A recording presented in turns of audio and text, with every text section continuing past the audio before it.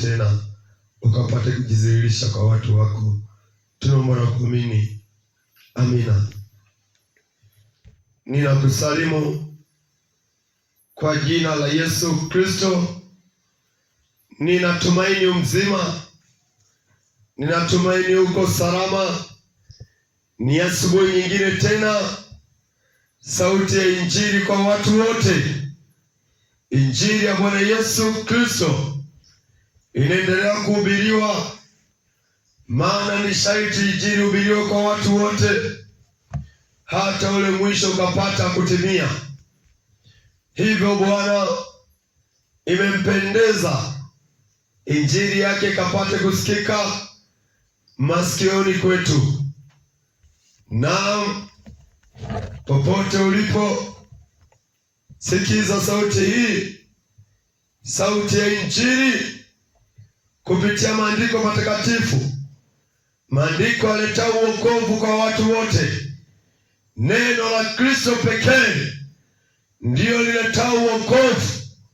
Neno la Kristo ndiyo uzima wangu, ndiyo uzima wako pia. Naam, neno litabaki kusimama, neno litaendelea kusimama, hakika likapate kusimama. Tunaenda na kitabu cha Isaya. Kitabu cha Isaya nabii. Leo tutakuwa na ujumbe wa siku ya Bwana. Tutaenda kuitazama siku ya Bwana, yani siku ya kurudi kwake Bwana. Kile kitabu cha Isaya 13 ule mstari wa 9 na kuendelea. Ukiwa una Biblia unaweza kuongozana pamoja nami kwa kufuatisha neno lake. Nabii Isaya 13 mstari ule wa 9 na kuendelea. Tazama, siku ya Bwana inakuja, siku kali ya hasira na ghadhabu kuu, ili ifanye nchi kuwa ukiwa na kuwaharibu watu wake wenye dhambi wasikae ndani yake. Maana nyota za mbinguni matangamano havitatoa nuru yake. Jua litatiwa giza wakati wa kucha kwake, na mwezi utaacha nuru yake isiangaze. Narudia mstari wa 9, ndipo tendea mistari mingine. Tazama, siku ya Bwana inakuja, siku kali ya hasira ya ghadhabu kuu, ili ifanye nchi kuwa ukiwa na kuharibu watu wake wenye dhambi wasikae ndani yake. Hili ni neno la unabii. Huu unabii ulikuwa juu ya nchi ya Babeli. Babeli ilikuwa imejiinua sana. Babeli ilikuwa imetenda dhambi. Babeli ilikuwa ni taifa lenye nguvu duniani, ambapo hakuna aliyetarajia kwamba ipo siku litaweza kuangushwa, kwamba ipo siku Bwana ataweza kulipiga, Bwana ataweza kuondoa hata ufalme wake juu ya ile nchi ya Babeli. Kama sasa tunavyoona taifa la Marekani ndiyo taifa lenye nguvu kuliko yote duniani. Hivyo mtu anaweza kujidanganya kwamba pengine litakuja kuondolewa, pengine litaishi milele, pengine litadumu, pengine ndio litasaidia na mataifa mengine, kama linavyojinadi ya kwamba lenyewe ndio linasaidia dunia. Lakini nataka nikwambie, unaweza nayo ukawa umejiinua ukawa umejionea fahari kwa vitu ulivyokuwa navyo, ukawa ni Babeli wa kiroho, usitake kuielewa Injili, usitake kuamini Injili ya Kristo, usitake kuamini uokovu. Sikiza neno la unabii kutoka kwake Bwana, nao linanena kwa makabila yote, linanena kwa watu wote, ya kwamba tazama, siku ya Bwana inakuja, siku kali ya hasira na ghadhabu kuu, ili ifanye nchi kuwa ukiwa na kuharibu watu wake. Wenye dhambi wasikae tena ndani yake, wenye dhambi wasikae ndani ya nchi. Bwana yuko na upendo, ndio Bwana anatupenda sana, lakini ingekuwa ni vyema tungejua Mungu alivyo, tungejua tabia ya Mungu. Mungu kuna wakati atainua hasira, Mungu kuna wakati atajilipiza visasi, atajilipiza kisasi, maana kisasi ni juu ya Bwana kwa watu wote wenye viburi. Iko angamizo linakuja, kipo kipigo kinakuja.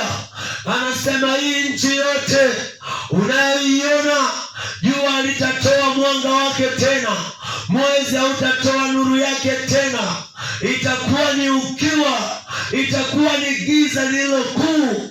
Utakuwa wapi wakati huo? Wakati hii dunia inayoizoelea, iliyozoelea ikiwa ni mchana tunapata jua, ikiwa ni usiku zipo nyota, upo mwezi unaendelea kutuangazia, ili tukapate kuona, ili tukapate kuongozwa na nuru ya Bwana. Lakini hasira ya Bwana itakapokuja, vitu vyote vitamuliwa vikapate kunyamaza. Jua litatoa nuru yake tena, wala mwezi utatoa mwanga wake, wala nyota itatoa ule mwanga tunaouona.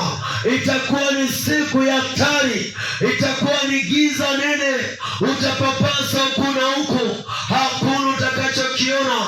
Utasikia utisho, kama ni mtu anakufukuzia, kama ni mtu anakutisha, maana lile giza utakuwa hujawahi kuliona. Siku ya Bwana inatisha. Ndipo Bwana anasema ataenda kupiga mapigo na mapigo kwa watu wote waliokuwa na kiburi, hawakutaka kuolewa wokovu. Anasema atawapiga wenye dhambi wasiweze kukaa katika nchi yake. Hii nchi ni ya Bwana, hii nchi ni ya Mungu. Huyu Mungu ndiye aliyeumba vyote. Vyote tunavyovitegemea ni mali yake, vyote vilivyotuzunguka ni mali ya Mungu. Anasema ipo wakati atakwenda kuvigawanyisha, atakwenda kuvitawanyisha, atakwenda kuvipiga, atakwenda kuviharibu. Maana ulimwengu utakuwa umemkinai Bwana, ulimwengu utakuwa umemkinai mwenye nao. Hakuna atakayemuuliza ya kwamba mbona unafanya hivyo, ya kwamba mbona unapiga watu. Yeye ndiye muumbaji wa watu. Atasema hao wana kiburi, hao wamejiinua vya kutosha, wamehubiriwa vya kutosha, lakini wamekuwa na shingo ngumu, wamekuwa na shingo ngumu mbele za Bwana. Nataka nikwambie, nataka ufahamu, nataka tukapate kufahamu ya kwa Bwana anakuja. Siku ya Bwana ni hatari, siku ya Bwana inakuja. Ni nani nitali? Kitabu ni kile Isaya, tuangalie na mstari wa 11. Nami nitaharibu nami nitaadhibu ulimwengu kwa sababu ya ubaya wake, na wenye dhambi kwa sababu ya hatia yao. Nami nitaikomesha fahari yao wenye kiburi, nami nitayangusha chini majivuno yao walio wakali. Neno la unabii kwa watu wote ya kwamba Bwana ataharibu ulimwengu kwa sababu ya ubaya wake, na wenye dhambi kwa sababu ya hatia yao. Nami nitaikomesha fahari yao wenye kiburi, nami nitaangusha chini majivuno yao walio wakali, wale walio wakaidi, wale walio makatili, wale walio na manyanyaso, wale wanaona wako na fahari, unajiona uko na pesa, unajiona uko na nyumba nzuri, unajiona umesoma, unajiona una maarifa, unajiona una hekima, lakini mwenye hekima kuzidi hekima zote anasema, nakwambia, upo wakati ataangusha fahari yako yote. Hata nyumba tulizojenga ambazo tunaziona ni nzuri yatafanyika kwa mapango. Hautalala tena kama ulivyolala, maana itakuwa ni siku ya hatari, itakuwa ni siku ya kutafutana. Ndipo Bwana atashuka, ndipo Bwana atatuonesha ya kwamba yeye ni nani. Anasema ataleta utisho, hatakuwa na huruma tena kama sasa anavyokuhurumia, anavyoruhusu ukasikia hata Injili. Ile siku hautasikia mtu akihubiri, hautasikia mtu akipayuka, hautasikia mtu akikwita. Utabaki wewe mwenyewe, utabaki mwenyewe katika giza pana, giza ambalo halina kifani. Wewe ndugu yangu uliyekuwa na kiburi, utajuta. Anasema ataangusha fahari yote unayoiona, uzuri wote uliokuwa nao. Ile siku itakuwa ni aibu, haitakuwa uzuri tena, itakuwa ni kilio na kusaga meno, itakuwa ni huzuni ambao hujawahi kutokea. Huzuni wote ambao umewahi kuona, fananisha mara 7. Mungu ana hasira, Mungu analia na ghadhabu, maana watu hawataki kumgeukia Bwana, watu hawataki kumwabudu Bwana. Ndugu yangu, epuka hiyo siku, Mungu akapate kukuokoa, Mungu akakupe maarifa, Mungu akusaidie usifikie hiyo siku. Cha ajabu sana cha kushangaza ni kwamba hiyo siku imekaribia, nyakati zimekwisha kujionesha, yamebaki tu majira na saa ya kwamba siku hii hapo. Uonapo siku, hakuna nyota, hakuna mwezi, hakuna jua, hakuna mwanga, ukaja ukakumbuka ya maneno ya kwamba nimeachwa, ya kwamba nilisikia, ya kwamba nilisikia, lakini nilikuwa bize na mambo yangu, nilikuwa bize na kutafuta pesa. Hizo pesa zitakusaidia hiyo siku, hiyo dhahabu haitakusaidia hiyo siku. Maandiko yananiambia ya kwamba watu wataadimika kama dhahabu, watu watakuwa ni adimu kuzidi hata dhahabu. Utatafuta pengine jirani, hautampata.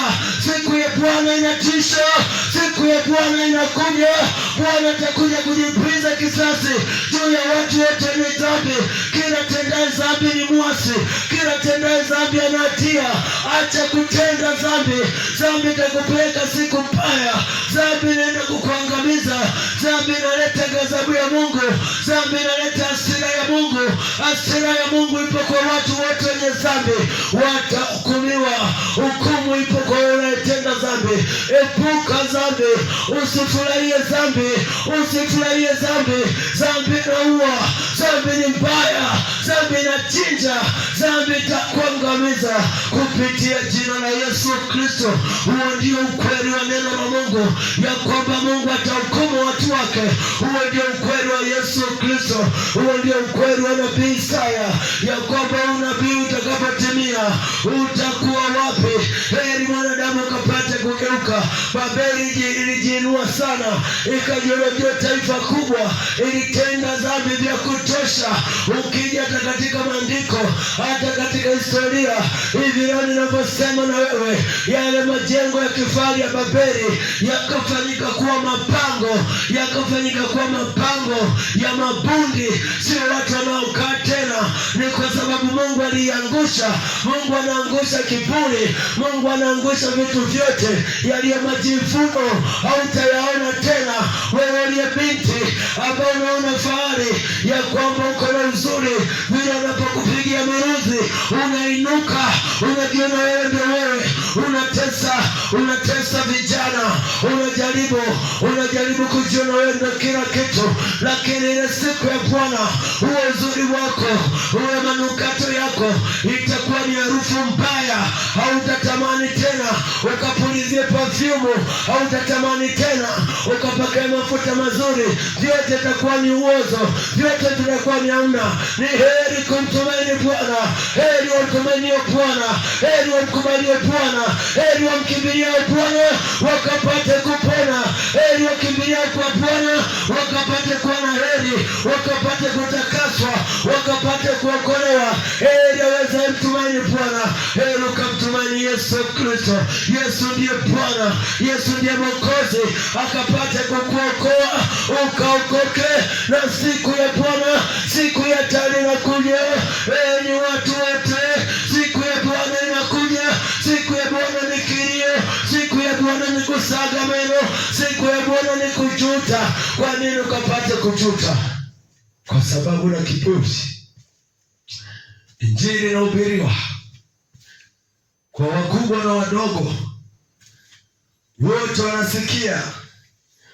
Mwanadamu uko bize, haujui unachokitilia ubize, wajitafutia mangamizi. Yesu alipokuja akasema, utafuteni kwanza ufalme wa mbingu na haki yake, hayo mengine yaliyo mahitaji yenu Bwana anajua atawazidishia kwa wakati wake. Lakini mwanadamu aliyoko chini ya mbingu, aliyoko makongorosi, yuko na amri ya Bwana, yupo na agizo la Bwana ya kwamba utafute ufalme wa mbingu. Hajaamuru katafute dhahabu, hajaamuru katafute tu pesa, hajaamuru katafute watoto, ameamuru utafute ufalme wa mbinguni. Ile siku hata watoto watakuwa wana maana. Ndugu yangu, Biblia inasema hata vichanga watachinjwa mbele za uso wako. Huyo mtoto unayempenda, yatainuka mawatu makatili ambayo yana roho ya huruma, yatachukua vichanga, watavichinja mbele ya macho yako kunaona. Hapo asema watakusanya wake zenu, watawatenda jeuri mbele zenu, nanyi mkiwa mnaona. Niambie, itakuwa ni ukatili wa namna gani? Utaona vitu ambavyo hukuwahi kuviona, utajaribu kupapasa, lakini haitakusaidia chochote. Maana wakati utakuwa umejifunga kuokolewa, tunakula kwa neema. Neema itakuwa imeondolewa kwa watu wake waliokubali Injili. Anasema nimetosha nao wao. Mungu angalia wingi, anaangalia ukamilifu. Tunaona hata nyakati za gharika za Nuhu, watu walikataa Injili, watu walikataa kutengeneza safina. Wakati wa gharika ulipofika, watu 8 tu walitosha kumpendeza Mungu. Dunia ulimwengu mzima ukapata kuangamia.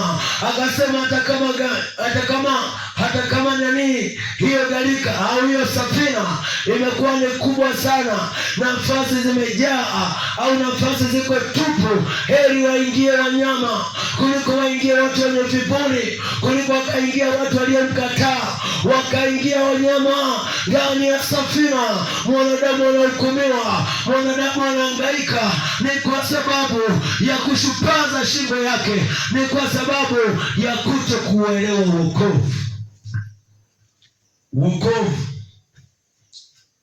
Wokovu pekee ndiyo zana yetu, ndiyo kinga yetu. Wokovu unapatikana kwa kuamini. Lakini ukiukosa wokovu, gharama yake ni kubwa.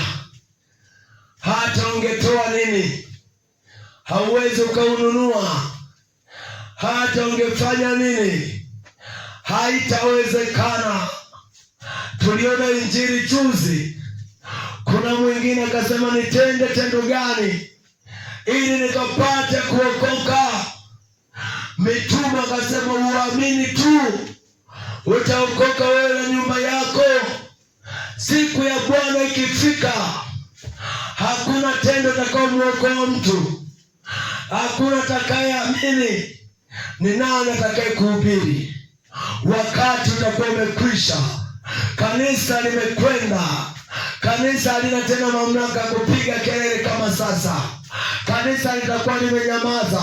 utabaki wewe na akili yako, utabaki wewe na pesa zako, utabaki wewe na gari yako, utabaki wewe na nyumba yako, utabaki wewe na TV yako, utabaki wewe na hiyo simu kubwa.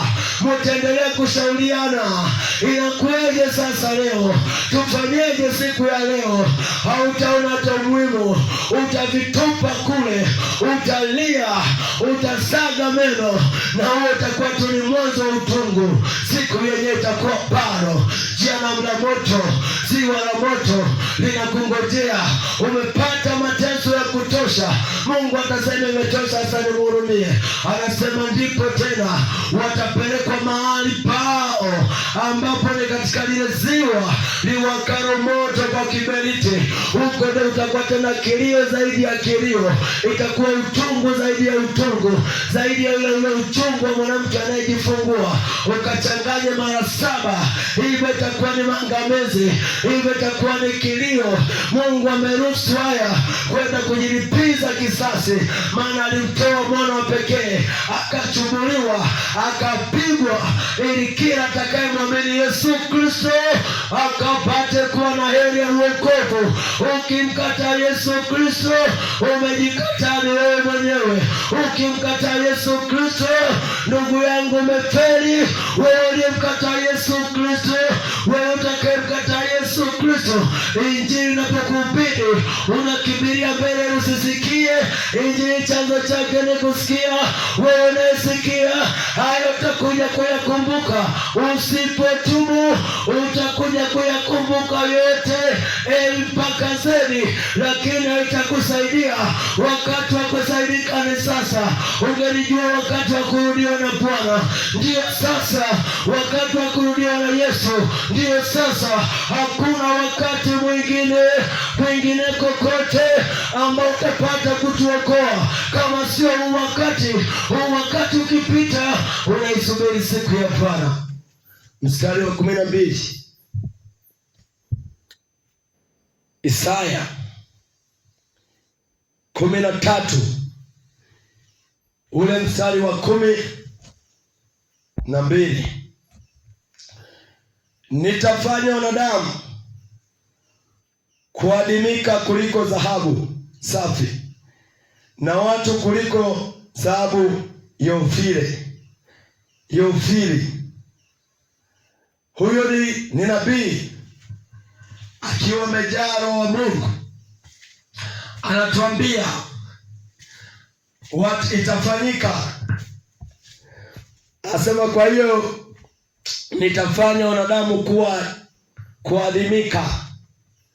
Wanadamu wataadimika, wanadamu watakuwa kutafuta, maana kila mtu atakuwa na kimbia. Kama kuna mtu anamfukuzia, siku itakuwa ni hatari.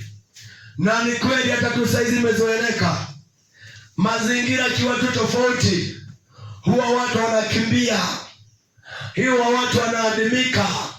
Sasa ile itakuwa ni zaidi. Kama ulizoea vikao vya umbea, ulizoea asubuhi kwenda kwa watu kupiga stori, ile siku ndugu yangu kutakuwa kuna stori. Ile siku utakuwa kuna kusuka nywele, yatakuganda manywele yako. Ile siku itakuwa kuna kwenda kusuka rasta. Ile siku itakuwa kuna kwenda saluni. Vitu vyote vitaadimika. Hakuna ambaye atakuwepo kusubiria wewe. Kila mtu atatamani kujiokoa nafsi yake. Kila mtu atakimbia kwa nguvu zake. Kila mtu atalia kwa nafasi yake. Kila mtu ataona utisho kwa nafasi yake. Wanadamu watakuwa ni adimu zaidi ya dhahabu iliyo safi. Wewe uliye mwanadamu, hii injili kapate kukuingia. Hii injili kapate kuwa neema. Hii injili kapate kukuokoa. Hii injili kapate kukuweka chini ya kwamba utisho wa Bwana unakuja, wa kwamba hasira ya Bwana inakuja. Maisha uliyoyazoelea utayaona tena. Nyumba ulizozijenga utaziona ni mapagara. hautatamani hata kuingia ukazikae. Utisho utakuwa umekisiri, adhabu itakuwa ni kubwa, ukatili utakuwa ni juu yako. Bwana atakukatili. Bwana atasema tena, niliupenda ulimwengu. Tumezoeleka sasa tunausema tu upendo wa Kristo, lakini ipo hasira ya Kristo. Ujue yule Mungu unayemfurahia ni Mungu wa namna gani. Huyu tunayesema na upendo aliwahi kuchoma watu na moto, amewahi kuiangamiza Sodoma na Gomora kwa sababu walijiinua, walitenda dhambi za jinsia moja, walitenda dhambi ambazo hazikuwahi kutokea. Lakini hiki kizazi hata sasa yote hayo yanatendeka. Huyu Mungu yuko kimya. Huyu Mungu anajaribu kuwahubiria watu, anajaribu kuambia tubuni, kwa maana ufalme wa mbinguni umekaribia. Lakini watu wako bize, lakini watu hawaelewi. Watu wako bize, wanatafuta pesa. Watu wako bize na mambo ya dunia. Niambie, dunia itakupeleka wapi? Dunia itakusaidia? La hasha. Itakuwa tu ni majuto, na utajuta ndugu yangu, yako majuto kwa yale aliyeshupaza shingo. Usiseme wananitisha. Ndivyo yanavyo maandiko. Si mawazo yangu, si akili zangu, si tafakari zangu, bali ni neno la Bwana linaenda kutimizwa. Ni neno la Bwana linaenda kusema na watu wote. Ule mstari wa 14, basi itakuwa kama vile paa aliyetishwa, na kama kondoo wasio na mchungaji, wasio na mtu wa kuwakusanya. Kila mtu atageukia watu wake, nao watamkimbia. Kila mtu aende nchi yake mwenyewe. Vile utakavyogeukia watu wako, nao watakukimbia, uoga utakuwa umezidi. Wanadamu wataendelea kuogopana, hawatakaa tena pamoja. Uoga utakuwa upo juu yako, hofu itakuwa iko juu yako. Wewe usiamini, umwamini Yesu. Wewe uliye na dhambi, acha dhambi na kusihi, ukapate kutubu, ukapate kumgeukia Mungu. Mungu si mwanadamu hata kasema uongo. Haya yote ninayoyanena yatatimia. Mungu analitimiza neno lake kila kuitwapo leo. Mungu anatimiza neno lake, hata kuhurumia. Wakati wa huruma ni sasa. Wewe mwenye dhambi wewe, mwenye dhambi unala. Sikiza nikwambie na kusihi, utapata msamaha kwake Yesu Mwokozi. Njoo ndugu yangu, njoo kwake Yesu, naye atafurahi. Yesu anakuita sana, naye yuko mbinguni. Hofu ya kifo hapana kwake. Ukiamini, njoo kwake uamini. Wewe mwenye dhambi, njoo kwa Yesu, utapata amani. Utapata amani ukiamini. Hata kuita siku zote wewe, hata kikae tena kuita siku zote. Ni hasa tu nafasi iliyobaki ni sasa. Lete uchafu wako wote kwake, lete uchafu wote. Ni wokovu halisi unaokuita. Hakuna mwingine awezaye kukuita kakuokoa. Uzima uko kwa Bwana, bure unapatikana. Uokovu upo kwake, uokovu na utakatifu upo kwa Yesu Kristo. Ukimwamini Yesu Kristo, yote yatakupata. Hakuna baya atakayokupata, hakuna baya atakayokuangamiza. Lakini kiburi, ufahamu wa dunia hii utawapeleka wengi jehanamu. Wapo wengine wanajaribu hata kudadisi ufalme wa Mungu, wanajaribu kumchunguza Mungu ili akili zao zikapate kuwadanganya ya kwamba Mungu hayupo. Wewe unapotoka wewe, Mungu yupo. Anasema akili zake hazichunguziki. Mungu si kama mwanadamu ya kwamba utakaa ukamchunguza. Mungu tunatii alichokisema. Anasema mliofunuliwa muishi katika hayo, yale msiofunuliwa yawahusu, yale mliofichwa chaneni nayo, hayo ni ya Bwana. Tuliofunuliwa sasa ni yapi?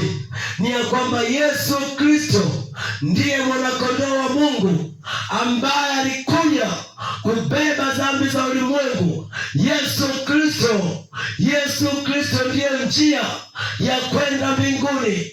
Yesu Kristo yeye ndiye aliyemwaga damu zake, yeye ndiye aliyemwaga damu yake kwa ajili ya ondoleo la dhambi kwa watu wote. Hivyo atakayeamini hayo atapata kuondolewa dhambi. Dhambi inaweza kutoka kwa yeye atakayemwamini Yesu Kristo, lakini atakayeendelea kuchunguza, ambaye atakuwa na maswali mengi, anasema ulikuwepo, anasema ulimuona wapi Mungu? Unajaribu kudadisi, unajaribu kukejeli habari za Mungu. Wewe siku ya Bwana inakuja. Mungu asipokuhurumia, Mungu asipokufunulia, Mungu asipofunua dhambi ndani yako ukapate kutubu, utayakumbuka yote na udadisi. Unakaa barazani, unasema hakuna uokovu. Wote hao wanapiga tu kelele, wanatafuta pesa. Hatutafuti pesa, tunahubiri Injili. Hatuna shida na pesa zako, hatuna shida na msaada wako. Tunahubiri vile Bwana ametuwekea, vile Bwana alivyotuita, ndivyo tunavyofanya. Tunapata msukumo kutoka kwa Bwana, sio akili zetu, sio maarifa yetu. Ni Injili inanena katika vinywa vyetu ya kwamba watu wakapata kupona. Maana uokovu chanzo chake ni imani. Nani atapayuka?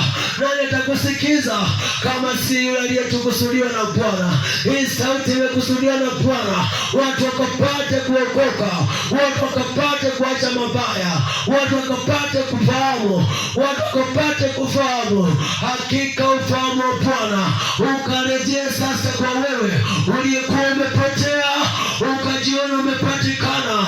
Jiona umepatikana, umkabidhi Yesu Kristo maisha yako, umwamini Yesu Kristo. Kwa imani mtu anapokea uokovu, kwa kuamini mtu anakiri. Wewe amini Yesu Kristo, wewe amini uokovu kaingie kwako. Unachelewa nini ndugu yangu? Unapojiangaikia, tumeona kwamba vyote vitaondoshwa. Hizo nyumba ulizojenga yatabaki kuwa mapagara, yatabaki kuwa ni mapagara. Hakuna atakayekaa, hata wewe mwenyewe utakaa, wewe mwenyewe utayakimbia, utamkimbilia Bwana. Lakini wakati utakuwa umekwisha, wakati wa kumkimbilia Bwana ni sasa. Wakati wa wokovu ni sasa. Maandiko yanasemaje? Saa ya wokovu ni leo. Saa ya kurudiwa na Bwana ni sasa. Mungu hatamwacha mwanadamu ampangie. Wapo wenye visababu ya kwamba ngoja niweke mambo sawa ndipo nitaokoka, ngoja nitafute kwanza uchumi. Unajua kwenda kanisani hauna hela, nao ni mbaya. Wewe mwanadamu wewe, Mungu angalia hayo. Mungu akuangalia unayowaza wewe. Uokovu sio hitaji la mwanadamu. Sijui eti nitakaa mahali nitauliza anayetaka kuokoka apite mbele. Sio hitaji la mwanadamu uokovu. Mwanadamu huwezi ukataka kuokoka. Mwanadamu unavutwa, mwanadamu unaitwa. Vile moyo wako unavyokuwa unachomeka kwa habari ya Injili, ndipo Mungu anakuwa anakuita, ndipo Mungu anakuwa anakuvuta kwake. Anasema mtu hawezi akaja kwangu asipovutwa na Baba. Hivyo hakuna mwanadamu utakaa eti utafikiria uokoke. Usipoikubali Injili, hakuna uokovu maishani mwako. Usipokubali Injili, hakuna utakayeokoka. Uokovu sio hitaji letu. Uokovu ni hitaji la Mungu. Uokovu ni mpango wa Mungu. Anasema kwa maana sitaionea haya Injili, maana Injili ni uwezo wa Mungu uleta uokovu. Mwanadamu utaokoka kwa Injili. Mwanadamu utaokoka kwa kuwa umejenga. Mwanadamu utaokoka kwa kuwa sasa ngoja nitulie nikaokoke. Huo utakuwa sio uokovu. Utakuwa umefuata watu. Ni lazima ukapate ufunuo wa dhambi zako, ndipo utaokoka. Uokovu sio mtu kwamba piteni mbele mnaotaka kuokoka. Hakuna uokovu pasipo Injili. Uokovu ni Mungu anakuita. Mungu anakuita asubuhi ya leo. Ikiwa upo na maarifa ya kukubali, njoo kwake Yesu Kristo. Njoo ukatimize andiko. Njoo ukampokea Yesu Kristo. Yesu anakuita. Yesu anakuhuzunikia. Yesu yupo kwa ajili yako. Yesu yupo kwa ajili yangu. Anatafuta kondoo wake akapate kuwarudisha zileni mwake. Yeye ndiye aliyekuja kutafuta kilichopotea. Mwanadamu huwezi ukajitafuta uliyepotoka. Uwezi. Hiyo iko wazi. Hii ni onyo kwa wale mliokuwa na sababu. Mnasema ngoja labda nioe, ngoja ndoa kwanza itulie, unajua mimi ninasomesha, ngoja kwanza nitafute ada, ngoja kwanza. Eti Mungu amgoje mtu aliyemuumba. Mungu akungoje wewe na mawazo yako ya kidunia. Kumbe ni mzinzi. Unataka ukafaidi kwanza eti, lakini unasingizia ngoja kwanza nitafute, ngoja kwanza nikivuna tu nitakuja, ngoja kwanza. Hizo ngoja kumbe ni shetani anakudanganya. Maandiko anasema kuzimu imefunua kinywa chake bila kiasi. Inakutamani kumeze. Kila kuitwapo leo, kuzimu inakutolea mate. Kuzimu inakutamani wewe kijana. Inatamani ukufe hujamjua Mungu. Inatamani ukufe hujapata uokovu, ili shetani akapate kuikunywa damu yako, ili shetani akapate kuchekelea, ili shetani akasema ulikuwa ni mjinga ni wewe. Ulisikia habari ya Injili lakini ulijibaraguza. Sasa utakiona. Sasa cha moto utakiona. Yule tajiri alipofika kuzimu akasema wewe ulipotea. Akaanza kuomba, ewe Baba Ibrahimu, umtume Lazaro anipe hata tone la maji, anipe kwenye ncha yake tone la maji nikapate kuburudisha ulimi wangu. Akajibiwa, Bwana, huku sawasawa ulivyopanda ndivyo navyolipwa. Hakuna burudani huko ulimi, hakuna kwamba utaburudishwa. Wewe ndio ulivyoishi hivyo ndivyo utakavyolipwa. Nataka niseme hata na Wanyakyusa wenzangu ya kwamba ikisukira kibibi, ikisukira na Hamisi Mapara, ikisukira kikani starehe, ikisukira kwa kuliraji jugwe umanyo kiara mongani uli hai nikufuire ni zambisi yako ukafiki kisukira we mama ugwe na ujage na nimburukudu ya kupeleka pakutikiri kisu juu tajiri alibaraguize lakini balikute amna na Hamisi Mapara ni soda sikajako ichipsi nyama sikajako ni bora ukamgeukia Yesu leo. Yesu ni mzuri, Yesu anaweza, Yesu anaponya, Yesu anaokoa, Yesu anatoa watu matopeni, anaweka mahali salama. Ukiara fuene, Yesu atoshile, ukiara mwena fuene, Yesu anatosha. Ninafurahi ninavyohubiri kweli, Injili ya kweli ya kuwatoa watu katika dhambi, si kukufariji. Usipotubu ndugu yangu utaangamia. Hakuna kusema utatubu mdogo. Mtu asije akakudanganya. Njoo kanisani We ishiki tu hivyo hivyo, utakuwa unatubu mdogo mdogo. Hakunaga tubu ya mdogo mdogo. Injili ndio itakufanya ukageuke. Ukimwamini Mungu utageuka. Ukiamini wanadamu mtaendelea kukusanyika, mnapika pombe humo. Wanasema utafanya kazi gani sasa? Wanaokuhubiri waache pombe, wakupe na mtaji. Wewe pikaga tu mama. Pika tu, Mungu atakupa maarifa. Hizo injili sijui umezitoa wapi? Yesu tukimsoma anasema, mtu akitaka kunipata aupende msalaba wake, ajikane mwenyewe, anipate kila siku, ndipo atanipata. Tafuta kumpata Yesu Kristo, akafanye kuondolewa dhambi zako. Nje na hapo ni uongo. Asante Mtakatifu, wewe uliye mwaminifu, wewe uliye mwezeshi, ni wewe tu Bwana.